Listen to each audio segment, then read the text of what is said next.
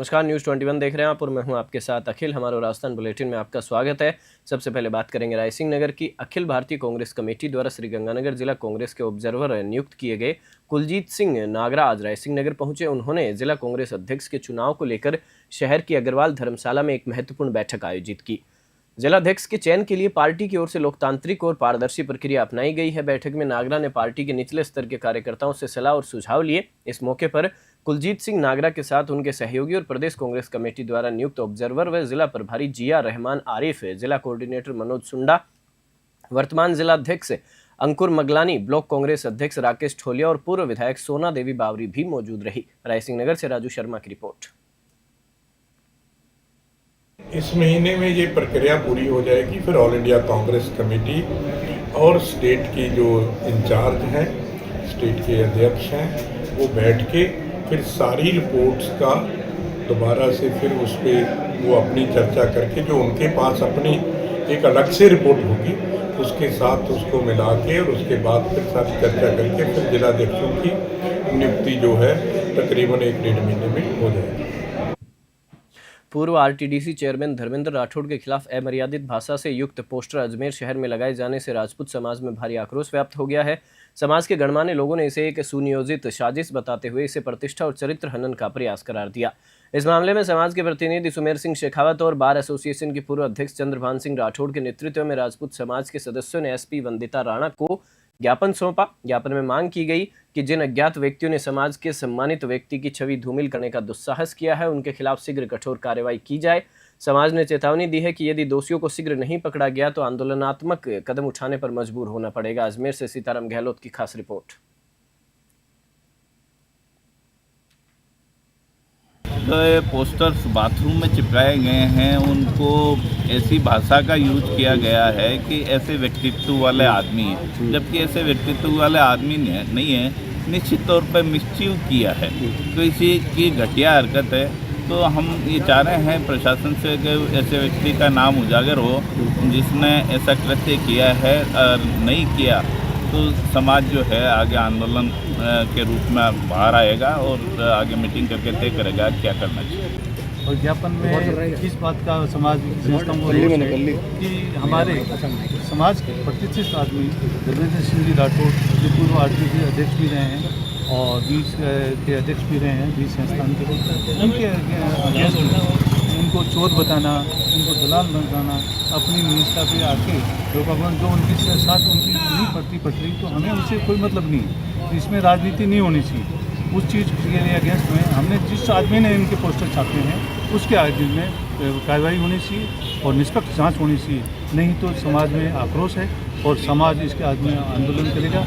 वो यदि नहीं किया तो फिर प्रशासन की जिम्मेदारी है। मतलब किस तरह के पोस्टर लगाए गए थे? पोस्टर उनको दलाल बताया गया है, उनको चोर बताया गया है और उनके कहने वालों के साथ में ये भी कहते फिर रहे हैं कि साहब वो तो बाहर के हैं। अब बाहर अंदर के कौन होते हैं? यदि अजमेर जिले का आदमी वो बाहर का कैसे हो सकता है? ये भी एक बहुत अपनी सोचने की बात है। इसलिए हमारा ये आक्रोश है कि ये ऐसा चीज़ हो तो उसकी निष्पक्ष जाँच हो, तो ऐसे पोस्टर दोबारा कभी किसी की नहीं बने। तो ये हमारा मैं सुमेर सिंह शेखावत आज कानूनी कार्रवाई करने की मांग की आपने? बिल्कुल निष्पक्ष जांच करा दूंगी और जल्दी से जल्दी इसका रिजल्ट आपके सामने आ जाएगा। नगरीय विकास एवं आवासन मंत्री झाबर सिंह खर्रा ने आज उदयपुर में करोड़ों रुपए के विकास कार्यों और आवासीय योजनाओं का लोकार्पण और शिलान्यास किया, जिससे उदयपुर के शहरी विकास को पंख लग गए हैं। यूडीएस मंत्री खर्रा ने रिमोट का बटन दबाकर एक साथ 10 विकास परियोजनाओं का शिलान्यास किया। उदयपुर में दक्षिण विस्तार योजना में नवीन सामुदायिक भवन का लोकार्पण किया गया। वहीं यूडीए की 1109 भूखंडों की 3 आवासीय योजनाओं का शुभारंभ सहित विभिन्न विकास कार्यों का शिलान्यास किया गया। इस दौरान उन्होंने कई महत्वपूर्ण कार्यों की घोषणा की। उदयपुर से ब्यूरो रिपोर्ट।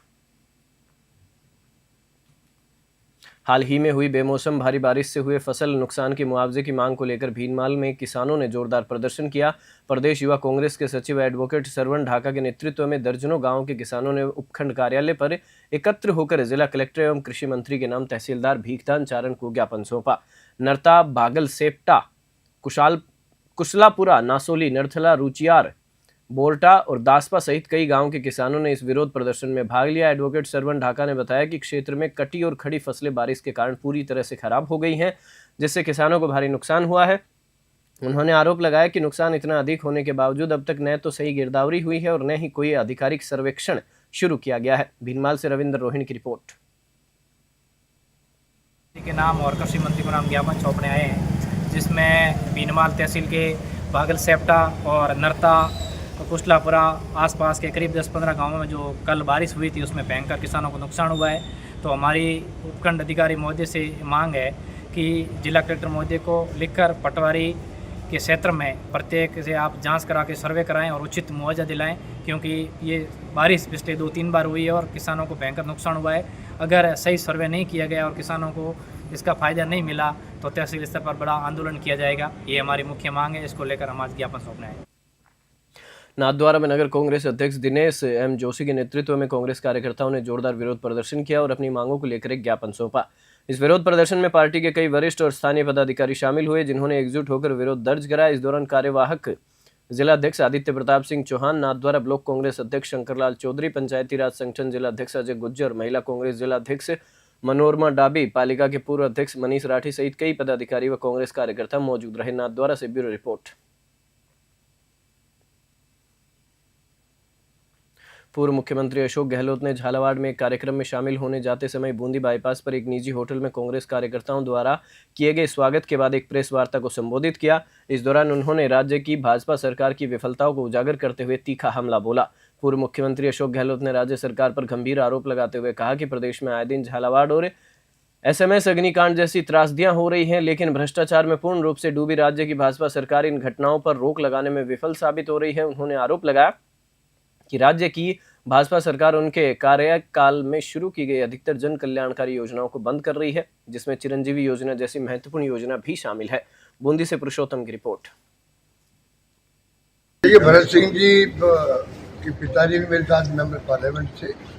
भरत सिंह जी से बहुत लंबा रिश्ता था और जिस प्रकार मेरे मंत्री भी थे, वो उनकी एक अमिट छाप थी, स्ट्रेट फॉरवर्ड थे, ईमानदार थे, प्रतिबद्धता थी पार्टी के प्रति।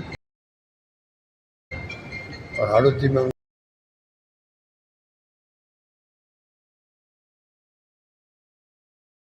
एक अलग पहचान थी। अचानक कल रात को खबर आई कि वो तो चले गए, तो बहुत बड़ा आघात लगा हम लोगों को, बहुत दुखी हम लोग हैं। पूरे प्रदेश के पूरे आप हाड़ौती के लोग, कांग्रेस में बहुत बड़ी क्षति हुई है। हम यही कह सकते हैं कि उनकी आत्मा को शांति प्रदान करे ईश्वर, और परिवार वालों को दुख को झेलने के लिए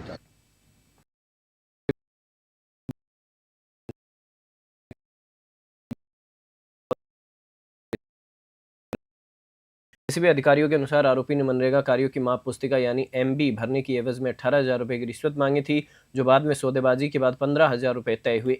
शिकायत सत्यापित होने के बाद आज टीम ने ट्रैप कार्रवाई कर आरोपी को गिरफ्तार किया। यह कार्रवाई अजमेर रेंज के DIG महावीर सिंह राणावत के सुपरविजन में ACB टोंक प्रभारी ASP झाबरमल के नेतृत्व में की गई है।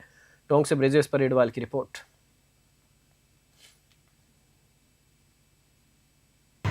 परिवादी द्वारा जो पंचायत समिति में काम होते हैं, मेड़बंदी, बागवानी, आश्रय स्थल, इस समय जैसे उसका काम उसके पिताजी के नाम से स्वीकृत हुआ था, लेकिन उसकी कार्य की MB बढ़ने के नाम पर, MB का मतलब महापुस्तिका में हिमराज के नाम पर junior technical assistant JTA Vikram Kumawat द्वारा 18,000 रुपये की मांग की जा रही थी।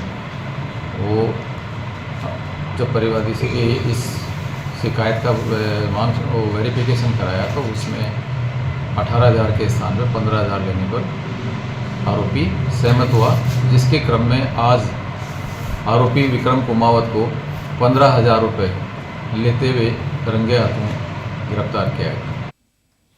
जयपुर से कोटा जाते समय टोंक बाईपास स्थित एक होटल में पूर्व मुख्यमंत्री अशोक गहलोत ने कांग्रेस कार्यकर्ताओं से मुलाकात की और मीडिया से बातचीत की। इस दौरान उन्होंने प्रदेश की वर्तमान भाजपा सरकार पर तीखी टिप्पणियां की और कई गंभीर मुद्दे उठाए। उन्होंने हाल ही में हुए SMS अस्पताल अग्निकांड मामले में सरकार की कार्रवाई पर सवाल उठाया। उन्होंने फर्जी कमेटी बनाने को लेकर आलोचना की और इस गंभीर घटना की न्यायिक जांच की मांग की, ताकि भविष्य में इस तरह की दुर्घटनाओं को रोका जा सके। युवा नेता नरेश मीणा के संदर्भ में बोलते हुए गहलोत ने उन्हें संयम बरतने की सलाह दी। उन्होंने कहा, नरेश मीणा युवा नेता हैं और लंबी राजनीतिक रेस के घोड़े हैं, इसलिए उन्हें अपने गुस्से पर काबू रखना चाहिए और जल्दबाजी में कोई कदम नहीं उठाना चाहिए। टोंक से ब्रिजेश परेडवाल की रिपोर्ट। आपने कहा ये स्ट्रेट फॉरवर्ड ये तो मैंने कहा स्ट्रेट फॉरवर्ड थे वो, और वो चुनाव जब नहीं जीते एमएलए का तो पंच बन गए गांव के अंदर। तो कहने का मतलब उनकी प्रतिबद्धता पंचायत राज के प्रति थी। इस प्रकार ये व्यक्ति कोई सरपंच या पंच बन सकता, मंत्री रहा हो आदमी, तो इस प्रकार से वो अलग व्यक्तित्व रखते थे अपना। चितलवाना उपखंड के सूरजचंद से खेजड़ियाली जाने वाला मुख्य रास्ता हाल ही में आई बाढ़ के कारण बुरी तरह प्रभावित हो गया था, जिससे ग्रामीणों का आवागमन में भारी परेशानी का सामना करना पड़ रहा है। मंगलवार को अधिशासी अभियंता प्रदीप पवार और सहायक अधिशासी अभियंता प्रकाश देवासी ने मौके पर पहुंचकर नेहड़ क्षेत्र का दौरा किया। अधिकारियों ने स्थिति का जायजा लेते हुए आश्वासन दिया कि अवरुद्ध मार्गों को अस्थायी रूप से सुचारू करवाया जाएगा ताकि ग्रामीणों को राहत मिल सके। स्थानीय जनप्रतिनिधि देवराज चौधरी ने बताया कि यह मार्ग क्षेत्र का एकमात्र संपर्क मार्ग है, जिसके बंद होने से ग्रामीणों को भारी परेशानी हो रही है। वहीं खेजड़ियाली निवासी नैनूराम राजपुरोहित ने भी बताया कि यह रास्ता कई वर्षों से बरसाती पानी के कारण प्रभावित होता रहा है, लेकिन स्थायी समाधान अब तक नहीं हो पाया है। चितलवाना से सवाई सोनी की रिपोर्ट।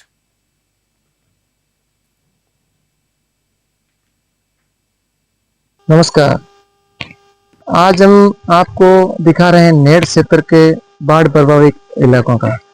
हमने खबर पहले भी चलाई थी, जहां आवागमन बंद हो चुका था। आज एक्शन साहब खुद यहाँ सर्वे करने के लिए आए हैं, इनसे भी जानेंगे क्या इनकी समस्या है और क्या क्या इन्होंने सर्वे किया। सर, आज आपने सर्वे किया है, क्या क्या समस्या है? बाढ़ क्षेत्र में हमारे कई जगह रास्ते रुके हुए हैं, उसमें जो कुछ क्षतिग्रस्त हुए हैं उनके हम प्रस्ताव भेज रहे हैं जी। और आपके तरफ से क्या प्रयास रहेगा कि कब तक ये आवागमन चालू हो जाएगा? इसका हम ब्रिज का वापस प्रस्ताव भेजेंगे और शीघ्र ही स्वीकृति आएगी तो हम काम करवाएंगे। तब तक ये रास्ता बंद है, अस्थायी कुछ तब तक अस्थायी रूप से इसको चालू करवा जी। उन्होंने बताया कि प्रस्ताव बनाकर भेजेंगे और अस्थायी रूप से एक बार चालू करने की कोशिश करेंगे। एक बार हमारे साथ स्थानीय हैं देवराज जी चौधरी, उनसे भी जानेंगे इनकी क्या क्या समस्या है और क्या क्या सर्वे करवा रहे हैं। ये भी साथ में सर, आज आप भी यहाँ दौरा कर रहे हैं, क्या क्या समस्या इन्होंने देखी और कब तक ये हो जाएगा, आपकी बात हुई? हाल ही जो भारी बारिश इस क्षेत्र में हुई और जवाई का अचानक पानी आया इस क्षेत्र में, लूणी नदी के बहाव क्षेत्र में, तो ये लूणी नदी का पूरा बहाव है, तो पूरा नहर क्षेत्र प्रभावित हो गया था। और अभी एक्शन साहब, एएन साहब साथ में है, सभी ग्रामवासी पूरे के पूरे क्षेत्र के, जिन्होंने देखा कि ये वास्तव में बाढ़ से जो रपट बनाई, पुलिये बनाए, इस क्षेत्र के आवागमन में बाधित हुआ है।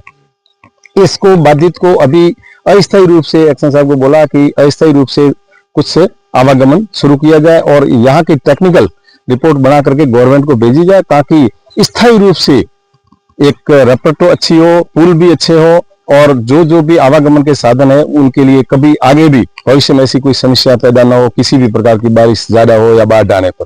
इसके लिए व्यवस्था के लिए गवर्नमेंट को भी भेजा जाएगा। ये थे देवराज जी चौधरी और यहाँ के स्थानीय खिजरेली के हमारे साथ है, इनसे भी असर आपके गाँव की रास्ता सबसे बंद है। साहब, पानी आते ही पहले टूट गया, पानी आया और 1-2 दिन में टूट गया, ठीक है। और ज्यादा पानी आता है तो ऊपर से भी निकल जाता है और लोगों को बहुत जाने आने का रास्ता बंद होने के कारण तकलीफ भी हो रही है।